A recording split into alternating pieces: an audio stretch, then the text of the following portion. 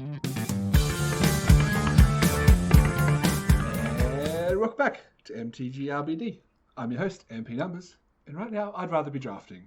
But it's time to talk about this week in Magic with two of my bestest buddies. I've got my good friend Des Mags. What's happening, guys? Welcome. And we've got Food Time. What's going on, everybody? We're about to serve you up some information about Magic the Gathering. For sure. Big week this week, I think. A lot of Jumpstarts just come out to Arena. We've got some double masters to talk about, and all the other kind of usual Magic stuff that we've been doing. Let's jump straight into it. You know, like we always do. We've got a pack. I know we're not going to be talking much about Quartern this week, but we've got a pack to open. Let's quickly burn through it and see what's worth taking and what's not.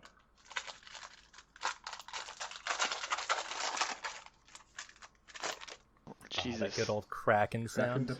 The what is it? ASMR. Yep. Magic Kraken. Yeah, those are things. People do that, actually. They do. It's interesting. All right, we're going to start with a foil. We got a foil Fetid Imp. It's a common.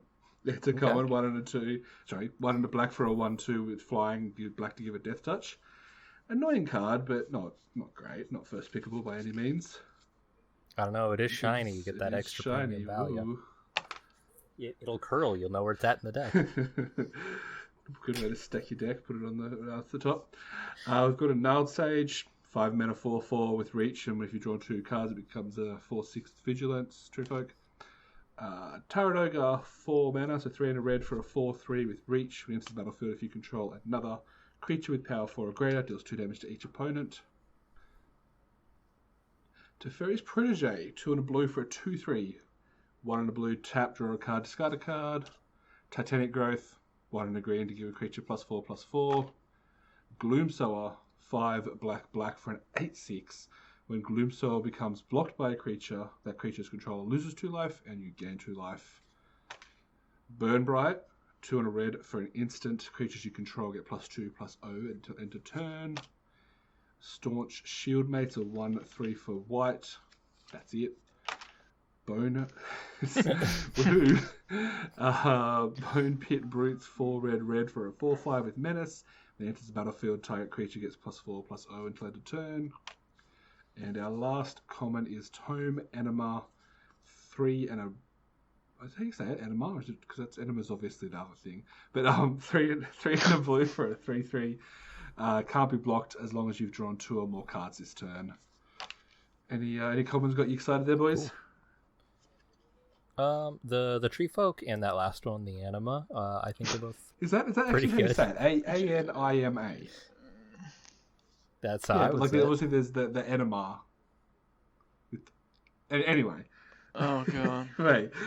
All right. The Tree Folks probably stands out there, but I don't like the format still seems to be aggressive favoured, so I don't know. We look at our uncommons. We've got a Chrome Replicator, which is a 5 mana artifact creature. It's a 4/4. When it enters the battlefield, if you control 2 or more non-land, non-token permanents with the same name as one another, create a 4/4 colorless construct artifact creature token. I think that's got too many words. Complicated. You're more than likely only ever going to get a 5 mana 4/4, and it's not really exciting. That is true. Carrion Grub, which is 3 and a black for an 0/5. It gets +X/+0, where X is the greatest power among creature cards in your graveyard. When it enters the battlefield, you mill yourself for 4 cards. It's a cool like concept for a card, but I've never seen it do a lot without evasion, right? Yeah, no. And our final uncommon is probably the most exciting one so far. It is the Tempered Veteran. 1 and a white for a 1/2. You can pay 1 to put a +1/+1 counter on target creature that already has a +1/+1 counter on it. Or you can pay 4 white to put a +1/+1 counter on any creature. This card's really good. Just a little spoiler about what we're going to talk about later. I've seen it a lot in Jumpstart, and it's kicked my butt. So, kind of high on this card right now. And our rare, let's see if it knocks it off, it's the Idol of Endurance. 2 and a white for an artifact. When it enters the battlefield, exile all creature cards from your with your mana cost 3 or less from your graveyard until Idol of Endurance leaves battlefield. 1 white tap until end of turn. You may cast a creature spell from among the cards exiled with Idol of Endurance without paying its mana cost. No, I don't know. I like this card. The Idol? Yeah, I like the Idol, right? Because most of your deck's going to be early drops anyways, I think. If you're drafting an aggressive deck, and then if you run out of gas in your hand and you draw this, you can recast everything essentially one at a time out of your graveyard. And if they blow up the artifact, your graveyard's not completely neutered. Like, they go right back. So.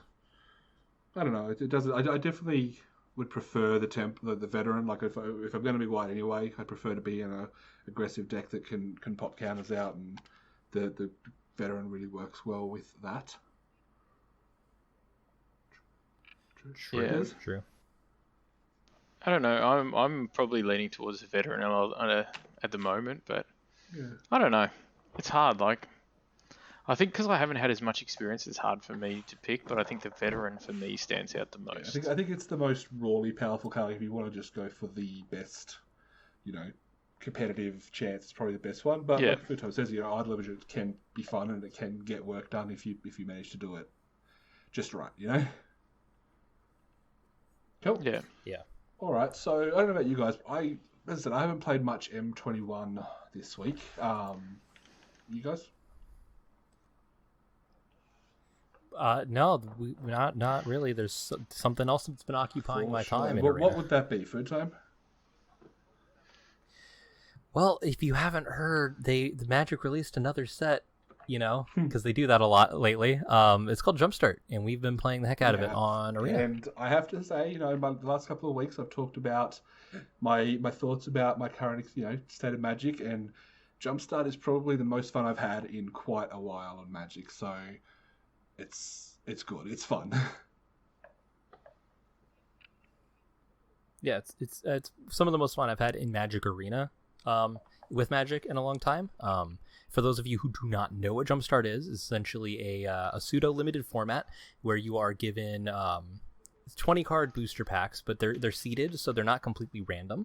And the way it works in Arena, at least, is you are given a choice of one of these 3 booster packs, and they're all themed to either a tribe like elves or vampires or goblins, or some kind of theme like Doctors for Life Gain, or like Above the Clouds or Feathered Friends, which are like these flying decks, right? There's a +1/+1 counter deck, or like pack, and you get 2 of these and you smash them together, you shuffle up and you play. And that's how it goes. So it's kind of like limited, where you get to make some choice, like, these 2 strategies seem like they might go good together, and then you smash them together and you just go for it. So you don't have to do the deck building process, you don't have to draft, you don't have to spend all this time putting together a deck. You can just start your way into Magic, right? And this is kind of perfect. I think that was kind of the intention there. So you do get to keep all the cards. If you are doing it in Magic Arena, it is 2,000 gold or 400 gems. I highly suggest you do not use gems on this and just use your gold. You do get to keep all the cards. There are some new cards. There are some new cards for Historic, and there are just mostly a lot of essentially reprints. So there are some rares that you can get that you might already have 4 copies of from another set. That kind of feels bad, but there are a lot of really good cards in here, especially for Historic. I know a lot of those cards are being played in that format now, but we can talk about that a little later. Yeah, I think it's just about everything there's to cover with Jumpstart here. It definitely seems like a fun... I don't know if simple's right, but it feels like it is the right word to say, because you don't have to do the drafting part. You don't have to do the hard part, the meta game, trying to work your way through a draft table and build a 40 card deck. You just kind of get it. The obvious difference between Arena and the Construct, like the paper version of Jumpstart, which is available, I believe, in America, but not really anywhere else in the world yet due to COVID shipping delays, is that, you said this, but on Arena, when you start the event, it loads up 3 random choices. You pick one of them, and then it does the same thing again. You pick it again. So you can sculpt your deck a little bit. You can pick Doctors and Dragons, or dinosaurs and dinosaurs, or whatever might come up in your random pile. Whereas obviously, if you're playing paper packs, you're literally just buying you're buying packs out of a booster box, and you don't get any choice of what the packs are. Yeah, they say the intention is that each player, I think, buys 4 packs. Then you pick, you open them up. They're sealed in the pack. I've actually bought some Jumpstart product. They're sealed in the pack. So you open the pack and then you get a sealed pack, and then it just has a face card that will say this is what the theme is, and you're supposed to pick, say, like open 4 packs, pick 2 of them, smash those together, don't look at the cards, and just play. And that's supposed to be the intent. The problem is, especially right now in America, especially with the shipping delays, you in Australia haven't received Jumpstart, and us in America, we've received very little of it, or it's being, shipped out very slowly. So the prices are really high right now. So definitely wait on this and do not buy them at an inflated price. I think they're supposed to be around $6 to $8 US for a booster. I think they were supposed to be as low as 4, but they don't have MSRP on cards anymore, on prices on these things, so it's hard to say. These will be seen in big box retail stores like your Walmarts and Targets, so use that as kind of your identifying price and try not to pay more than those stores are going to, kind of charge for. Yeah, it's all about finding that balance, because where possible, support your LGSs, support your game shops, but if they're trying to charge you double what you can pay for in a big box store or whatnot, you got to be brave enough to have that conversation with your LGS and shop smart, I guess. Yeah, definitely. Like I said, use that as a barometer for what you should probably be paying. If, let's say, your store is charging you $12 for a Jumpstart pack, but you could buy them at your local store for like $7-8, talk to them, be like, hey, I could go right now over there and I could buy it for less. Or if they're not going to make a profit and that's the only price they can charge for it, they're just going to have to sit on that product, unfortunately, until it's not available anywhere else and they can sell it for that price. It's kind of sad, though, that people are taking advantage of this. Like, I know just recently we've seen Amazon guy made $13 billion in 24 hours. And I get it, but why are we taking advantage of things like this? Like, we should be giving back to the community, and I don't know why. Yeah, I get that supply is low, but why are we taking advantage of this to up our prices and Okay, so part of it is that stores cannot run events right now, right? They cannot have, at least in the area that I'm in. I'm in Southern California. We're one of the worst spots for COVID right now. It kind of sucks. You cannot have people in your store playing events, which means that it's harder for them to sell packs. They can't use their tournaments to generate income. They can't do anything like that right now. So they need to make money however they can. Most of them are doing it through single sales. The store that I go to, it's one person in the store, no more than 10 minutes. Basically, if you're here for your packs or you're here for your sleeves or your deck boxes, you get that and you leave. And that's really all you can do. So a lot of stores are going under right now. That's just the reality of it. So they're doing whatever they can to stay afloat. But I'm saying, for example, if packets are $8 and you're selling them for 9 or 10, I don't mind giving a little bit extra money. But by bouncing the prices up so much, aren't you then kind of going, yay, for every pack I sell, I get an extra few dollars? But then I'm selling half the packs, so boo. So it's kind of like, I feel like, and this is one thing that I've said, and I've worked in business and business management for a long time, and one thing that I've noticed is so many people go, yeah, but look, if we put it at $11, we make that extra dollar. I'm like, yeah, but you put it at $11, it then becomes the next price point up. And people are going to look at that and go, maybe not. And that's what I'm saying, that I think sometimes we need to think a little bit more about it and just make smarter choices, because I do feel like if we're not careful, we are going to price point ourselves out of certain things. I do agree, but at the local store level, especially right now, it's hard to get this product. It's becoming easier. So it's literally supply and demand, where nobody can find the product. So them selling it at, let's say, $12 when it should be $8. Well, nobody else is selling it at $8 right now because nobody else has it. So this is the only price right now. You know what I mean? Yeah. So either, wait until it's lower, or wait until the store is going to have to hold on to it, and they're going to have to sell it in a year or two when Jumpstart's no longer in print, and then they can start to charge those higher prices because they are out of print. Right? So that might just be because they might have also bought it from their vendors at a higher price. We don't know that for sure either. See, if that's the case, then I completely understand. But if you're buying it from Wizards at X price, and you're paying a little bit extra, or you're charging a little bit extra just because you want to capitalize on the fact that you're not getting as much money, or this, that, and the other, I do think that it's a little bit unfair to those people. And it is hard. Like, it's like, as much as you want to support the LGS, there's got to be a point where you kind of go, but for that price, is it really worth it? And especially for Jumpstart too, like, I feel like Jumpstart isn't aimed at, for example, the food times, the numbers, the guys that have played Magic for years, fully understand anything, could quite easily make their own deck if they want. They're more aimed for the newer players and the beginners. And I just think that if they are price pointing too hard and I've got to buy 2 of them, do I really want to spend $30, 35? They might be in Australia just to play this one game. Completely agree with you. Like I said, the prices on these are going to go down as stock reaches people. So just do not buy them at inflated prices. Is pretty much all I'm saying. Yeah. Just because of the fact that they're hard to get, people are going to sell them at a higher price. But the people like me and Numbers that are going to be buying them, who are franchise players, there are reprints here that are super valuable, especially to people like me that play Commander, like Oracle of Moldiah and Reanimate. Right, these are cards that I want to get my hands on that have not seen print in like quite some time. So if they really wanted to aim this more at new players and getting them into the game, they should not be putting cards that they have not printed anywhere else that are super popular like this, right?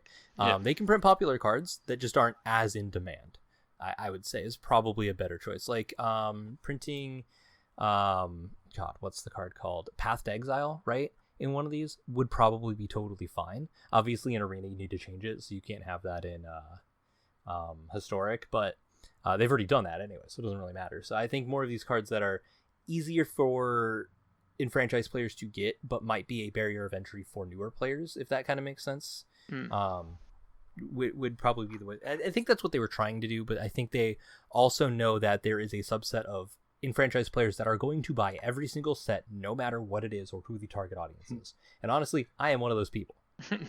I just am. Because I want to know. I want to be in the community. I want to be in the discussion. I want to be a part of all of it. So like I picked up like 6 packs of Jumpstart. I'm probably not going to buy anymore just because I'm just going to buy the singles that I need. But 1, I wanted to support my LGS. 2, I wanted to open the packs and see what it was like and really get like a feeling for what somebody coming into the game might experience playing Jumpstart in paper, because I try to get people to play Magic all the time. It's my favorite game, like pretty much in the whole world, so I always try to get people to jump on it. And if this is a good way to jump people into it, I wanted to buy that, make sure that this is something that I can actually say, hey, you should buy this, instead of being like, oh, I don't know, I heard it's good, right?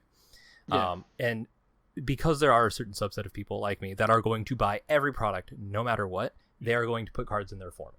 That's just the simple reality of it. Yeah, for sure. And like I said, they do have to consider. Obviously, Wizards have a full team of marketing and whatever that think all this stuff through, because while these are new player set, they still want to make money from us. Like, they still want people to go, oh well, yeah, I've got $5 lying around. I'm going to buy a pack of this rather than go buy myself a bottle of Coke or whatever, because that's still money in their pockets. And I might open the chase rare. I might open the card that I want for my foil out modern deck or whatever. Yep.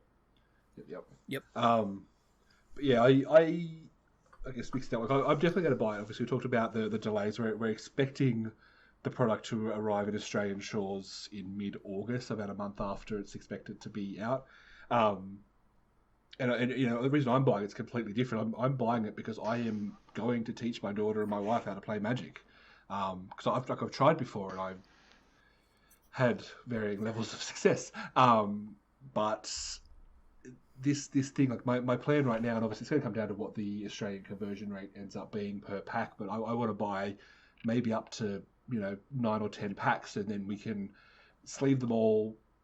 Somehow indicate which pack they're from, like maybe put a sticker on the inside of each sleeve or something, and then we can sit down for because we have board game nights every now and then. We play board games, we play games, whatever, and we can just be like, all right, Jumpstart, pick 2 piles at random and shuffle your decks. Let's all play.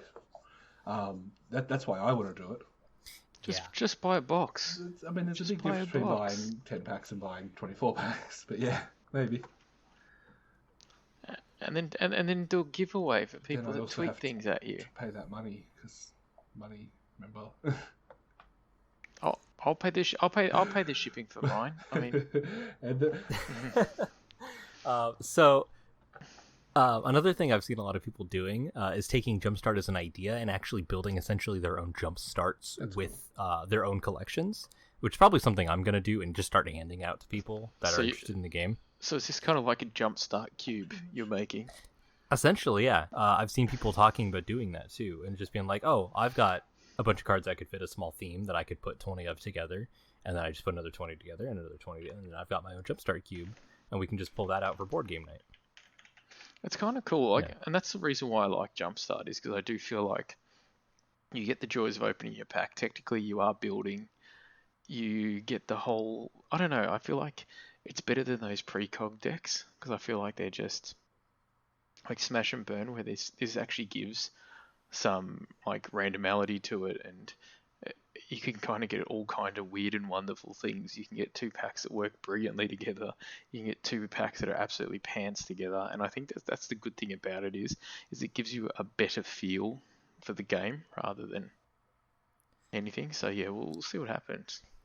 Yeah, I feel like being able to have packs that don't go well together as well teaches players, hey, not every card is going to work together. And when they find those synergies, when they find the packs that do work good together, that's going to be that click moment for a lot of people going, oh, so if I do this and this together, I get like this tetrary thing, and it becomes more than the sum of their parts.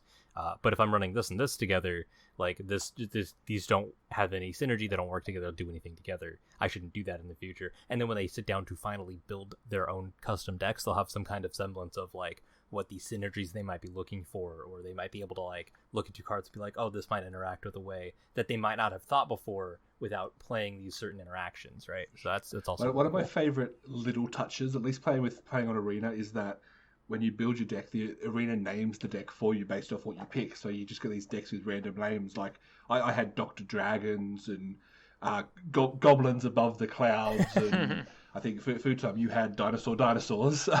Plus a yeah. So God. I actually have all of mine saved from Arena because I've been saving my deck list so I can try to play them with other people because I thought that'd be fun. So I had Above the Clouds Feathered Friends, which is a mouthful. I had Devilish Vampires. That one was really fun. I had Spooky +1, which apparently I saved twice. So that was interesting. It was like vampires and +1 counter. It was very good. Not very synergistic like I was talking about. I had Devilish Minions, which was just the top tier of synergy. It's so good. Enchanted Doctor, which, it's a mono white deck. It was pretty fun. Those lands that come into play tapped and you pick like a second color when you're in a mono color deck, or they kind of feel bad. Interesting. Yeah, I did have Dinosaurs, which was hilariously powerful. And Vampire Elves, which was fine. I won. The elves did most of the work. Must have been daylight, I reckon. Vampires couldn't come out. They're just like, oh man, it's too bright for us. Yeah, pretty much. Hey, you normally tell the dad jokes. This time I'm dropping a dad joke because in there. you're not a father yet. Well, How do you know? I don't even know. But yeah, look, I've lived in 31 countries. Let's get into talking about the Jumpstart on Arena itself. So obviously, Food Time, you played a lot, I played a lot. Des, I don't think you quite got any due to not having enough gold and being a WoW addict, right? I literally got enough gold about 20 minutes ago. So I did a few daily quests, and literally I was just playing green creatures for the sake of playing green creatures. Like every spell I played was just green for no apparent reason. It's like, give this thing +1/+ till the end of turn. I'm not even attacking with it. I'm just playing it so I can get the cards out. So I've literally got enough about half an hour ago and couldn't squeeze one in before the podcast. But I'm actually excited for them. Sure. I reckon So it's by the going to time be cool. people are listening to this, you probably at least played one game, right? Cool. Fingers crossed. As we Fingers said, crossed. to break it down how you play an arena, so here's what happens is you join the event. As Food Time said, 2,000 gold for 100 gems. Gold is recommended because it's easier to get, but depends on your account status. Once you do that, you get your choice of 3 random things, and then again a choice of 3 random ones that automatically build your deck of 40 cards. You can start playing. You can play as many times with that deck as you want, from 0 to 400,000 if you want. It goes until mid-August, I believe the event runs to, the 16th of August. So that, yeah, it was supposed to be only a Something week, like and then that, they yeah. expanded it, I believe. No, Yeah, a but week would not have been enough time at all. We'll come back, but I'm thinking out. I don't know if a month's too long, but we'll come back to that in a second. the first 2 wins you get with that deck, you'll get what they call an ICR, individual card reward. So just one random card. I believe it's supposed to be a rare from the set as well. That just adds to your collection as well as the cards you've opened in the packs. And then after that, you don't get any extra wins besides your normal game-winning bonuses that you get. At any time, you can resign the event, so completely drop out and start again. So it's pretty cool. So random question too. So for example, if I play 2 games straight away, get 2 wins, I have to resign that event if you want to join a new one. continue getting the individual card rewards and win again, you got to start again. But if you want to just keep playing for the sake of playing, you can. Okay. So I actually playing this was probably the most fun I've had, and part of that was because I was streaming as well. I've had a bit of a history with streaming. Sometimes I do it, sometimes I don't. So I set myself a few rules is that I wanted to try my best to get three wins with each deck, and at least for the first weekend, I didn't pick any combination twice. So I ended up playing 3 to 5 games with each deck, depending on how good they were. I think my big tip, if you're wanting to play just to win for the sake of winning, pick decks that match colors generally. The downside, as Food Time hints at, is that the lands that come in your deck which you can't take out are literally useless. Like they just come into play tapped forests or plains or whatever color you happen to be. But it's so generally the 2 colors will synergize together. There are some times where different colors will synergize, like Food Time said, with like devilish minions, or there'll be different versions of ones that, just because the 2 themes are so similar, they work well together. But generally, as you go to 2 separate colors, when you have that choice, it gets worse. Your decks get worse. Thoughts? Yeah, a little bit. My favorite and most powerful deck of all the ones I did, I think I did about 8 different decks. I didn't save them because I'm not as smart as Food Time. But my most powerful one was Predatory Dinosaurs. So Predatory is all about fighting, cards that fight, cards that like hunt the weak and whatnot. And dinosaurs, unsurprisingly, is dinosaurs. And they were just they were both green. It was play big creatures, make them fight your opponent's creatures and attack and win. It was a fun and powerful deck, and it won pretty handily. My worst deck, if you're looking at, was one I think I've mentioned a couple of times already, Dr. Dragons. Doctors in general seems kind of weak. Like there's a lot of, kind of similar to M21, a lot of synergies based off gaining like 3 life in a turn or things like that. And sure, but no, you know what I mean? Yeah, you really, really want doctors with vampires. I think that's like really what you want, because the vampires kind of want to gain life too. I think that's like the one sweet spot where you want doctors. But other than that, I'm with you on that. It seems like it's mostly pretty weak. I'm really hoping that it's not Doctor Vampire and they change it to like Dracula. Dr. Acula. And then so that deck, like you get a few random cards that gain you 3 life here and there, but then the rest of your deck is dragons, so you're waiting to turn 6 and hoping you can maybe gain a couple of life to keep you alive to you casting your big bad boys. But yeah, the event, it's so much fun. Like, because the play style is what I know, which is limited. Like you play it as a limited deck, even though it's technically not limited, because it's a 40 card deck built mostly around mid range with some weird synergies that sometimes show up. So it almost feels like a draft where everyone kind of got a pretty decent deck. No one has, like, except for the people that got the Planeswalker packs, which we can talk about in a minute. It feels like everyone just kind of got, like, my deck, like, I drafted a deck. It's pretty decent. You want to see it? That's what everyone's decks feel like, right? That's probably the best way to put it is, it says, like, people, drafted a decent deck. I'm curious to see how that will reflect in the paper version where, as you said, there's not as much choice. But I think it'll still be at least similar, right? I have to imagine so. Plus, you're playing in person with actual people, so that always feels just so good. At least if you're not one of those guys. Or girls. If you're not one of those butts, yeah. True. Everyone's got a That's butt. why I said butt. Everyone's got one. All right, so Futo, now obviously... Sorry. Not everyone wants to see yours. Everyone's got a butt. Not everyone wants to see yours. Futo, now we did talk about this, but we did talk about Jumpstart when it was first announced, but run us through, obviously you mentioned the Planeswalker packs. There are different versions of each thing, right? Yes. So there, real quick, if you're gonna pick up the dinosaurs pack, there's like 4 variants of dinosaurs. I think there's 4 variants of vampires, but there are some where there's only 2 or 1 variant. So depending on which one you're getting, you could be getting like I said, dinosaurs. I was able to get that because there's 2 variants of dinosaurs, at least on Arena. Now there are some that are going to be Planeswalker packs.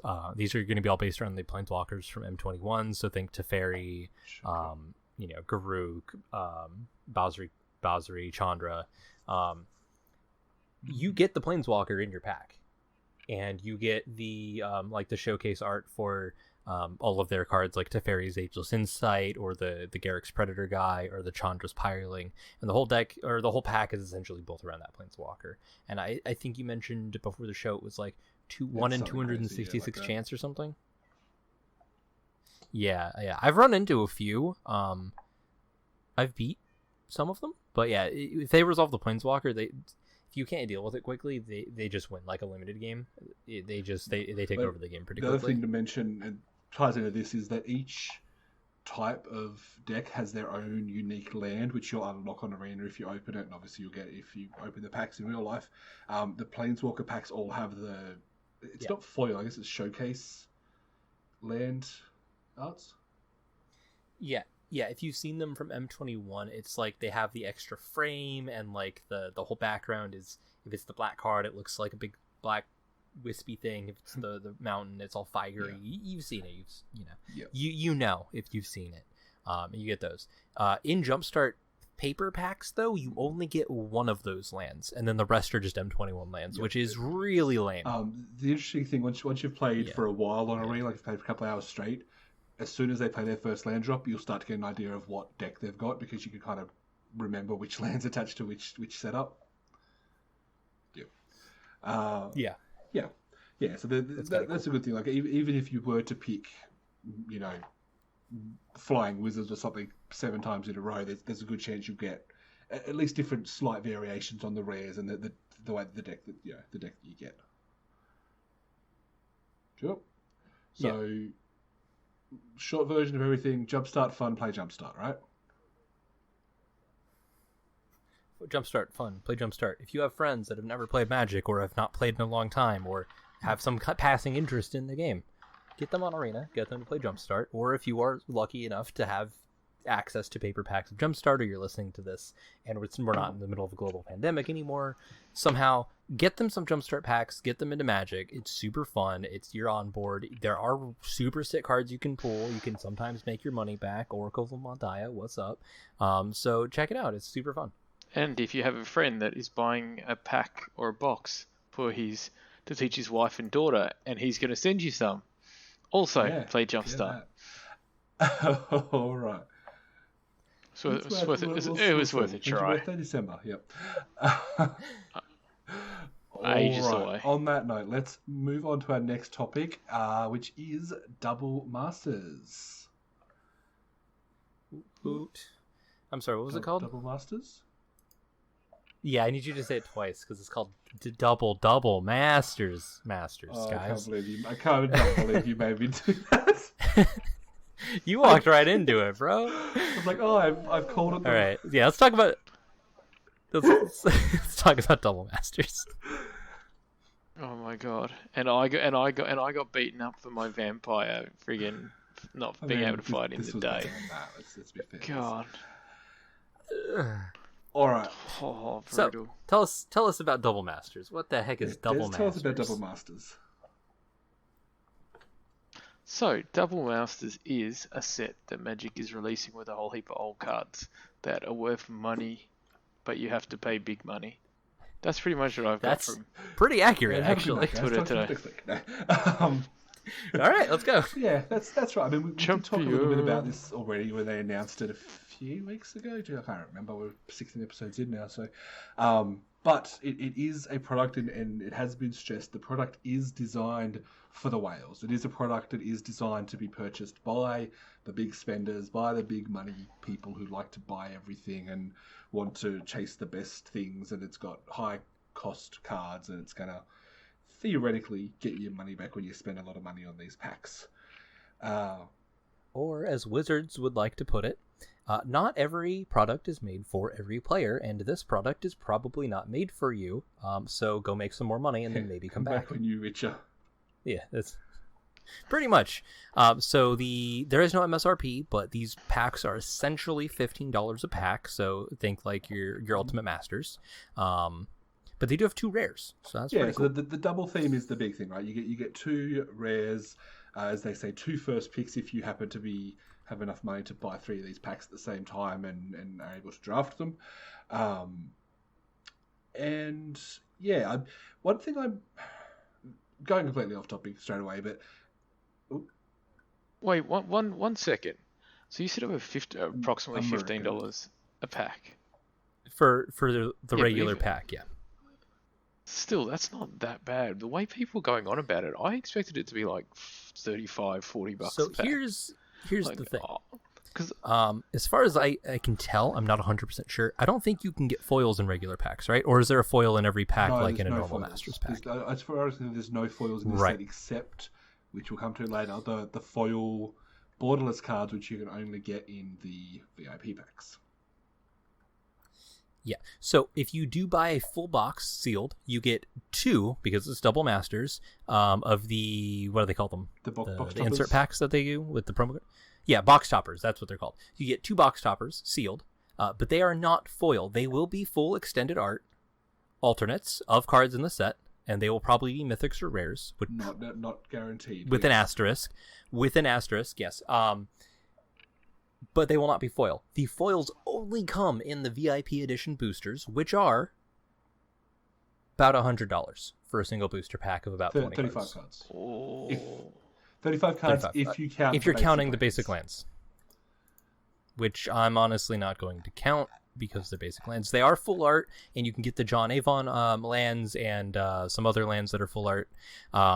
Which is cool. They're all foiled. So you get 23 foil cards in the pack, 10 full art non-foil lands, and 2 foil double-sided tokens. So the lands are not foil. But every other card is. So it's going to be your regular distribution, however many commons, however many uncommons. But you do get 4 rares. You get 2 showcase foil rares with the full extended art, blah, blah, blah, blah, blah, special art, blah, blah, blah, and 2 of them non-foil. So you get 4 total rares, and they can be mythics, etc. You're still paying like almost $100 for essentially what is a pack. It is essentially gambling. It's literally it's loot boxing. So like there is a chance that you could open 2 $50 plus cards and get your money back straight away, which there will be a lot of people doing it for that purpose. But there's also a chance you might open cards that not necessarily that much, and you might not quite make your money back. Yeah, you actually get 2 foils per pack, which going with the theme makes sense. So we kind of alluded to it just a moment ago, and we'll get into the actual cards here in a second.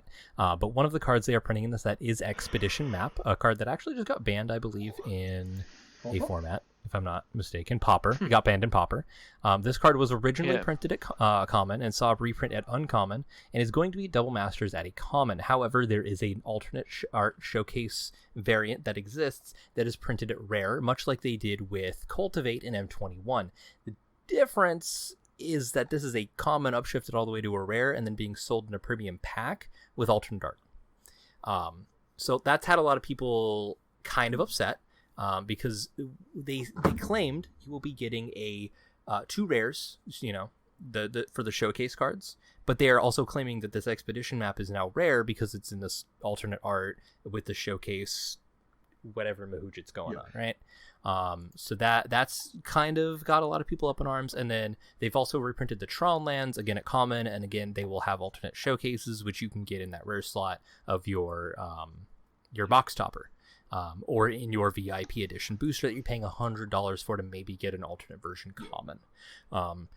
That said, these are commons that are going to see play in a ton. So these are not commons that are not going to be worth money. The Tron lands, if you've played Modern, they're the bread and butter of essentially Modern, right? You go to a Modern tournament, you go see a Tron deck. So these lands are going to be expensive, even though they're common. Yeah.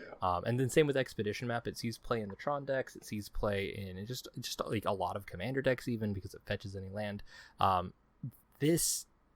If you look back at the Kaladesh inventions, Ornithopter was one of those, and that is a 0-mana 0/2 common that everybody has like a million of floating around their house, probably. Yep. At least I do. That Kaladesh version is still $50 plus. Yep. I could go buy an Ornithopter for 2 cents, literally. Yep. So there are a lot of people up in arms, and I think that they are understandably upset. But I think looking at the card and looking at the context of everything, that I think that it's probably okay. We also haven't seen the full set. No, we're still very, very early into the preview season. They gave us some when the set was first announced, and I think it's 2-3 days into preview seasons now. So it's now, so it's still a couple of weeks of full spoilers. But I think it's fine. Like it's interesting because a little while ago I was going through my commons collection. I was like, oh, Urzalands, these will be worth money. But they're like, what, 25 cents each, 50 cents each if you look at the older arts. Yeah, they've been reprinted into the ground. It's actually incredible how often they've been printed. It's crazy. But I think this unique art is going to fetch the price. I think for people who want to really bling out their decks, they're going to be hunting these unique borderless arts, and because they do look pretty. I will say, like, I've made my stance pretty clear in the past about borderless cards. I don't really like them that much in general, but these ones look cool. So I think they will definitely be hunted. You know. Yeah, they also make a panorama when you place them together. I don't think that's the right word when you have 3 of them or whatever, which is really cool because people are going to have them set out, on their land base, set out to make the panorama picture. And spoilers, Karn Liberated also being reprinted in the set. He also fits into this panorama with the Tron lands. Really, really cool that they've included that, because that's what you Tron into anyways, is Karn on turn 3, like a ridiculous person playing Modern. The only caveat is people are really down on this Karn art. Yeah, Des, did you have any thoughts on the new art for Karn? I hate it. I was going to say, I could probably try to be a thing. I don't know. Like, I opened one of the Karns back in the day when I just randomly bought one. And I don't mind that big kind of blocky, stony kind of look. And I really like it. This one kind of looks... I don't know. Like, I don't know the best way to think. It kind of looks... I don't even know the right way how to explain it properly, but it's kind of like this sort of like light blue, almost like lightning-esque / ice styling to it. The stance is just bizarre and weird. He looks like Karn, the original one, just looks like this. I don't know. From my way, it kind of looks like Dwayne the Rock Johnson, and then when you go to the other one, he kind of looks more like the dude that played the little Captain America. Like, he just seems smaller. He doesn't seem as menacing. The colors seem horrible. I don't know. For me, I absolutely hate it. I'm not even gonna hold my tongue. I don't know. I just feel like you've gone from Dwayne the Rock Johnson to like his skinnier 12-year-old cousin that's just tall and lanky. Like, I don't know. And even the face and stuff, I don't know. It just, for me, it looks like you've made a Muppet version of Karn. I think it's probably the best way to put it. That's so funny. I love this art. I don't know, man. It looks like they plucked Karn out of like 1998 Magic art and we're just like, here you go. Yeah. So the art for this one, plus, so this is the borderless art, plus all the Urza arts were done by Mark Teeden, who I believe is an old school Magic artist. He is. He made art back in like Alpha Beta. It's definitely. Mark, I love you. Please don't take my Muppet thing too seriously, but I really don't like Karn. The Urza stuff I like. I actually really like the kind of pastel colors that they've used, the kind of old school architecture. Absolutely beautiful. Karn looks like Like, yeah, Kermit the Frog. So I think if they made him his normal like silverish color, he would not show up almost at all on this card because of the colors of the background. But why couldn't you go a little bit darker? Or why, like, so for example, Urza's Mine, they've kind of used they've used the grey with more of a purple tone to it. I don't know, man. I'm not an artist. Why have we gone kind of like ice white and blue? Like, it just I don't know. For me, like, I love the Urza's ones, and then I see that next to it, and I don't know. It just, for me, it just feels like it doesn't fit. That's just how they used to draw Karn too. Like, I don't know why. Like, he used to just kind of be bluer. Yeah. Like, sometimes he was also kind of pink. Yeah. Fleshy. I don't But like you can see Urza's Mine there. It's a little bit got more of a grayer, darker sort of purple hue to it, and with some like blues and stuff in it. Why couldn't you go more of that color with him, rather than this kind of like garish kind of like like white kind of like ice kind of look? I don't know. This one grates me. Like, I love the cards of art, and there's so many of these cards that the VIP editions that I love. This one just, I don't get. Like, this one I would actually, it sounds bad, but I'd actually be disappointed if I opened this one. Okay. Just to say something here, I looked kind of through some Karn art. The art for Sift from like Tempest totally has a blue Karn on it. I'm just saying. It's canon. But it's also a lot grayer, yeah. and it still has those darker shadows. Where this one they've seemed to highlight, or they've highlighted with the white and shadowed with a light kind of like ice blue. Where Sift, at least it's grey with dark shadows. This one I don't know. Yeah, I don't know. The color is definitely weird, but I like the art. It sticks out. The only other thing I could come up with is maybe because he's entirely made out of silver, there's some kind of blue shadow that's like happening on the ground in the panorama, so maybe it's like reflecting off of that. That's the only like excuse I can come up with, really, because like the bottom of his leg is like more silver than the top of him.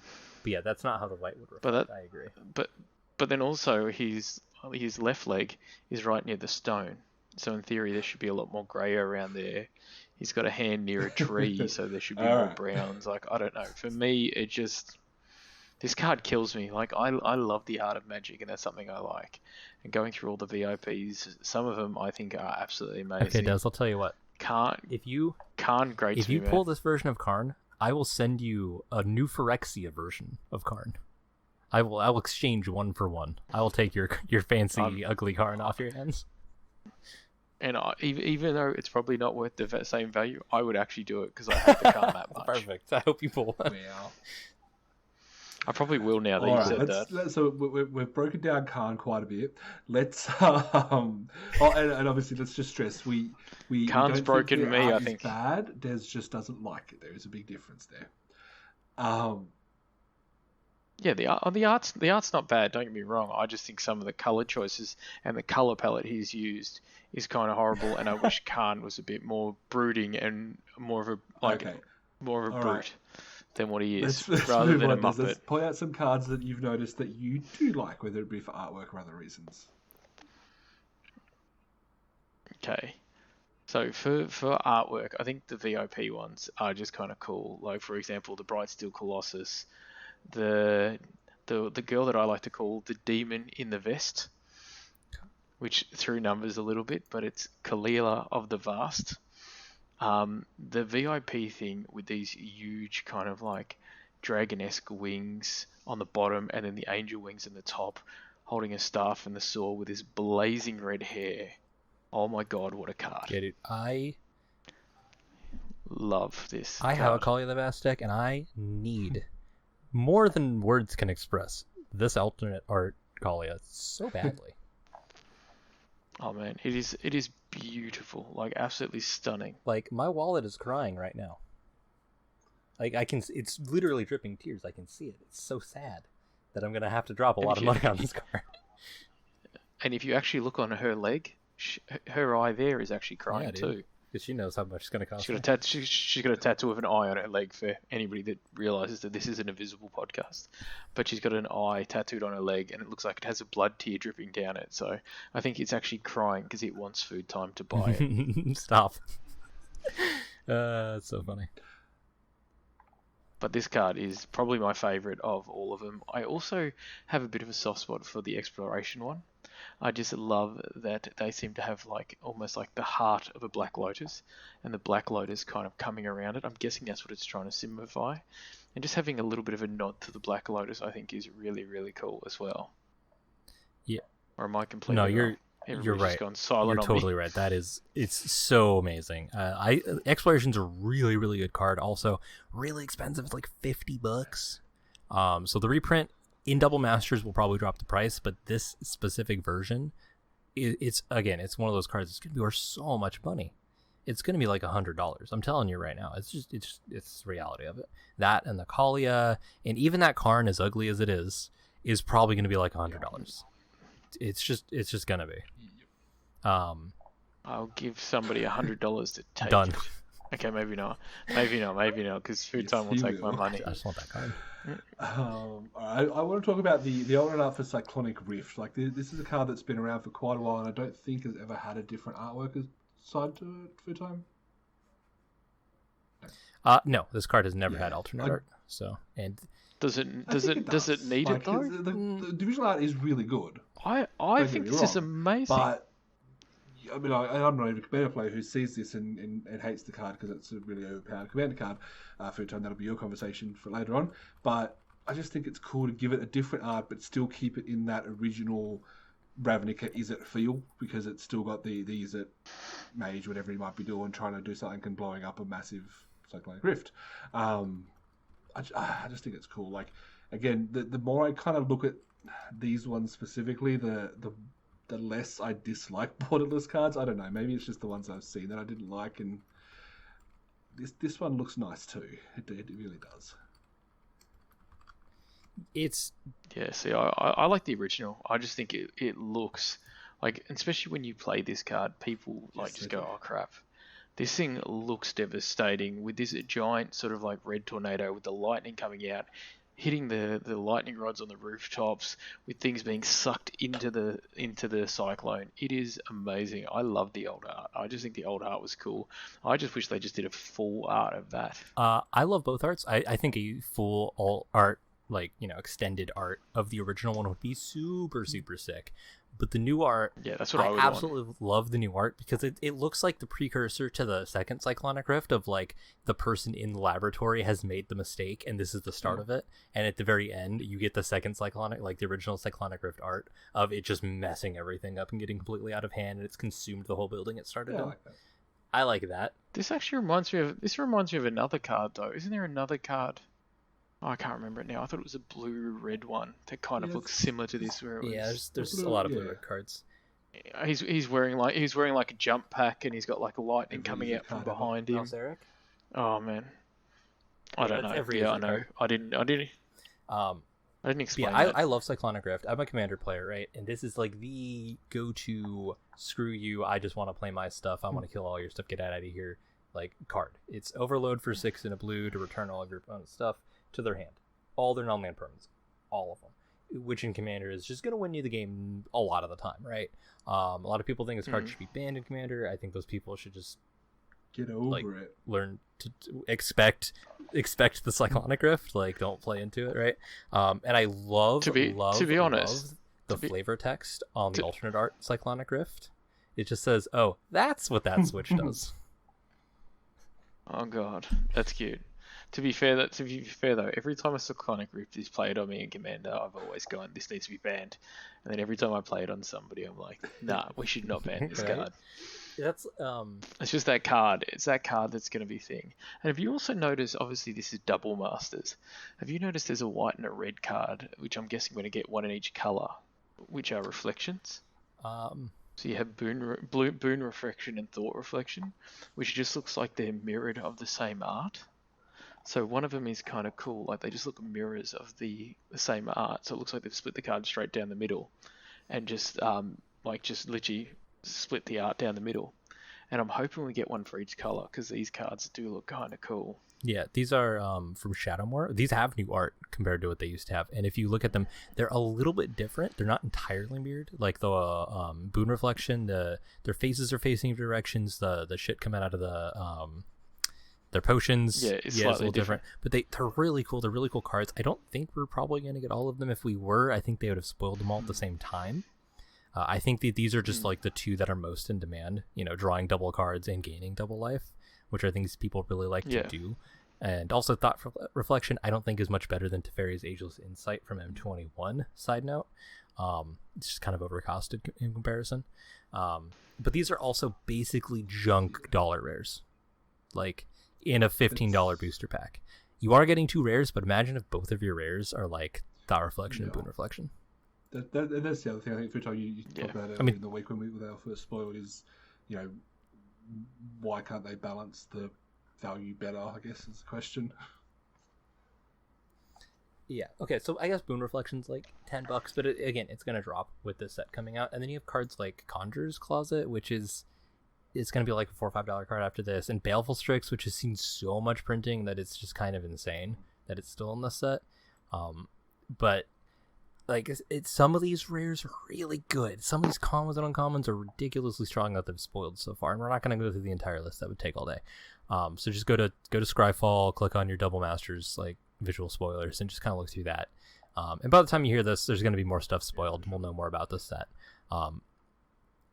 But some of these rares are just worth so freaking much money. Like you've got Noble Hierarch here, which is just, again, in Modern, one of your just staple cards, one of your best mana rampers you can get. It's almost as good as Barrets of Paradise in most situations, if not sometimes better, because of the Exalted. It being printed here is good. It's going to drop the price on it. Being a rare, not a mythic rare, is actually kind of crazy. That's really cool. I don't think it's ever been mythic, but it's nice that they're not, making it a mythic. Same with Cyclonic. It only being a rare is really good. I think Voice of Resurgence got downshifted from mythic to rare, which is really, really sweet. There are some uncommons here that used to be rares, like Sphinx Summoner. That's really cool. Sneak Attacks in this set, that's like a big balmy expensive card. Risk the Redeemed, that's one of your value cards. But then you got Blade Splicer. This card's barely worth the cardboard it's printed on, right? You're only going to play it in draft. And I'm sorry, I don't really know anyone that's going to draft this set. Everyone's just cracking it for value. I don't know a single person that's going to sit down and play a draft of this set. Especially because most people, if you're going to fire a draft, they're not going to sleeve their deck. And everyone's going to want to sleeve like half the cards in this deck. They're not going to want to shuffle them up. They're going to want to sell them. I think any other time in existence, this is the set that you would go to the GP, you'd draft it once, and then you'd never draft it again. That's it. Like you're not going to do this for an FNM. You're not going to invite your buddies around for a Double Masters draft. Yeah, maybe a birthday, or a Bucks night. Maybe birthday Double Master draft. Yeah, to play Magic. But yeah, something like that. For the average. But especially with the state of the world right now, no one's drafting these cards. These are straight. I'm looking for value. This is a treasure hunt. This is basically you're gambling if you're buying this. Essentially, these are all reprints. These are all cards that already exist that you could go out and buy right now without having to gamble and hope to God you get the card you want. Apart from the alternate art variants, which are only going to come in the box toppers and only going to come in the VIP boosters. I'm sorry, but these are all reprints. Unless you absolutely need pretty much every card in the set, which I'm not gonna lie, it's looking like a really, really good set. Even like the junk rares, like the dollar rares, are good cards. Like Heat Simmer, create a token, copy of target creature you control, except as haste at the end of exile this permanent.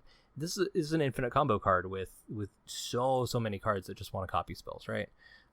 Trash for Treasure. This is a rare that got downshifted to uncommon, and it's an artifact tutor. All you have to do is sack an artifact in red. That's insanely good, especially, again, Commander players. This is almost a Commander's Master set, and we're getting one of those at the end of the year. This set has Jace the freaking Mind Sculptor in it with an alternate art variant where it's just Jace the Mind Sculptor art, but more of it, right? It's full art. Like, what? I gotta admit though, I do wish they did something a little bit more with that. Like, don't get me wrong, I like the art and I like that we get more of it, but I just wish we kind of got a little bit more. Like some of the VIP ones, I think are really awesome, and then you look at Jace and it's just like, so you pretty much just got rid of the board. In one of the articles that there's 40 cards that are getting the borderless treatment, and 39 of them are new arts, and one is just extended art. So Jace is obviously that one. Yeah. So. Yeah, the Mind Sculptor is so iconic. I wish they did more with it though. Yeah, I think it's just so iconic of a card. I think people are just going to be happy to have it. There's a lot of people that alter their Jaces to look just like this anyways already. So it's pretty cool that it's just like an official way to do that. And then if you really wanted an alternate, they already have the Mythic Edition from, oh god, what set was this? I don't even know which Mythic Edition set this was, but it was one of the Mythic Edition boxes that they put out, where it's like an alternate full art Jace Divine Sculptor that looks really cool. He's like on Ravnica, he's doing his like stuff between my hands thing. So that version of that card essentially already exists, and if it wasn't in that Mythic Edition, I almost guarantee it would have been in Double Masters. Okay. I think that's really what it is. They just used the art in a different product. Sure. All right. Well, I guess we'll talk more about Double Masters as more cards come, if anything really kind of piques our interest. But question right now, with the information you have, Food Time, are you going to buy any packs of Double Masters, do you think? I already said this episode I buy every single product that comes out. Of course I am. I'm going to buy a couple packs. Yeah. I'm always going to. You know, I want to chase for those rare cards. I want to gamble. Like, I'm an addict, right? Like, it's part of, like, that's also part of the game, right? It's like, hey, I'm going to open a couple packs, then I'm going to go buy the cards I need if I don't pull them. That's I think, the way that I've always done it, and I think that's a fairly reasonable way to do it. I think a lot of people do it that way. Do you think you're going to buy any packs of Double Masters? Yeah. It kind of depends. I feel like if I've got the extra money lying around, I may. Because I actually think that it's a pretty cool set, and there's some cool things here. Like, obviously, you've got Urzas, you've got Khan, you've got Wormcoil Engine. You've almost got a modern deck just there. Pretty much do, yeah. Doubling Season, and a few things like that. That I just think there are some cool cards here, and I always like buying a pack or two of these cards. Probably never do anything with them. If I get anything decent, I would probably just sell them. But yeah, I think it just depends on the money situation at the moment, on whether how everything's going. Because at the moment I'm not working, obviously. Cool. Fair, so fair. I'm tempted. Sure. I'm don't tempted think I'll be in buying other any words. packs, but I could be wrong. I don't know. So same thing. If I happen to find myself with an extra, I guess it'll be what, like $25-30 Australian. I might find myself picking up a pack just for the funs of it. So, just real quick, Thespian Stage, Vampire Hexmage, Dark Depths, and Dark Confidant are also all in this set. Does this feel like a better Modern Masters to you than any other Modern Masters that's existed, apart from any that have had fetch lands?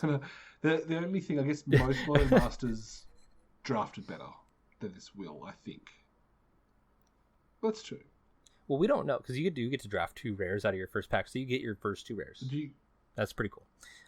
So we don't know how good this is going to draft, and we already talked about it. No one's going to be drafting a set right now anyways. So what happens. Yeah, I mean, maybe Magic Online. I don't know how that's going to work with picking 2 rares, though. Can they even do that? Is it also... I also just feel like this set isn't super cohesive. Like, I feel like with drafting and stuff like that, I don't know. Like, I can't see many cards I would, like... Be like, oh, okay, cool, I'll pick this and go Let's remember that we're in like, day 3 of spoilers. Usually the synergy cards, the commons that fill in the archetypes, they're the ones that get released at the end. So, wait and see. Yeah, and I understand that too. I don't know, it seems more like a cube where you're just trying to draft around like individually powerful things and trying to get them out. Alright. Yeah, I definitely see a couple synergies. Yeah. Right, that sounds like it's probably enough of a show for us for now. As always, guys, thanks for listening. But let's wrap it up. If Des has a dumb question for us. Okay, what's one card you would like to see in this set? Wait. Do we have like the poll answers I for the last didn't actually put question? the poll up. It didn't seem like a good one to send out to the audience, so I sent out the Cracker Pack instead. And it actually ended up being a 4-way tie for all of our picks from last week's draft pack. Well, that just means we are people of the people. But all right, let's jump on to this week's. Yeah, so this week's we'll definitely put a poll up because it sounds like a decent question. So one card that we want to put into Double Masters that hasn't been spoiled yet. Is this card going to get a borderless treatment? Mm-hmm. It's up to you. You could always... I won't just say Hellrider every time we ask about it with card. Food Time, any thoughts? I mean, there's a lot of cards that I would like to see in this set. Like, a lot. So it's hard. Let me narrow it down. Oh boy. I'll let you think. I'm thinking. I don't know if it was the original Chandra, the Chandra where she's just absolutely going nutso with fire hair, with flaming hair, and about to blow some poor guys or some poor things to smithereens. I don't know which art it is, but it's, if you see, you know what I'm talking about. If that could get a borderless treatment, I would love to see that, because the card not powerful because it was one of the original Planeswalkers, so they were never super duper powerful. But yeah, it was such a cool artwork, such a cool. The reason I fell in love with Chandra in the first place, because she was so fiery and cool. I think the original Chandra. Yeah, original Chandra. There we go. Original Chandra. M11. That printing you said. Is that the original? The law one? That's the original art. Yeah. I do not want original art from law one. Art. Thank you. Nah, dude.